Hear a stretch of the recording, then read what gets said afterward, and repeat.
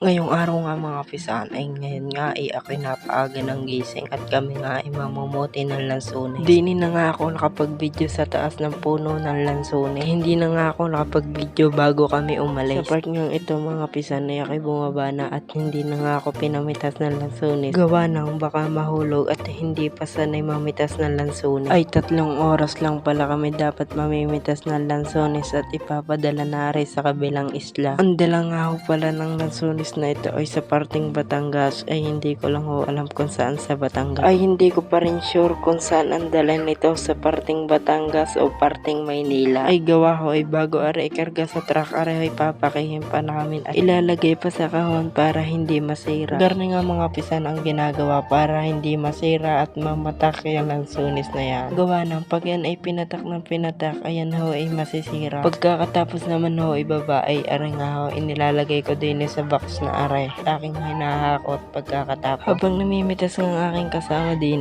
akin na din sa baba ng puno at tamang pupogi na naman. Sa part nga ito mga pisan nagbaba ulit ang aking kasama ng lansones at inilagay ko ho ulit yan sa aming lagayan at hahakotin ko na ho yan mamaya. Maya nga mga pisan nung nakalipas ang 2 oras ay hinakot ko na ang lansones din sa may pakihan. Ay sinama ko na nga ho at mamaya naman ay papakihin din yan mamaya. Kung nakikita naman ninyo yung aking binibidyohan na yan ay hindi ho yan lansones, yan ho ay kalamansi. Kita naman ninyo mga pisan ang bunga ng kalamansi ay kasi lalaki ng sintures.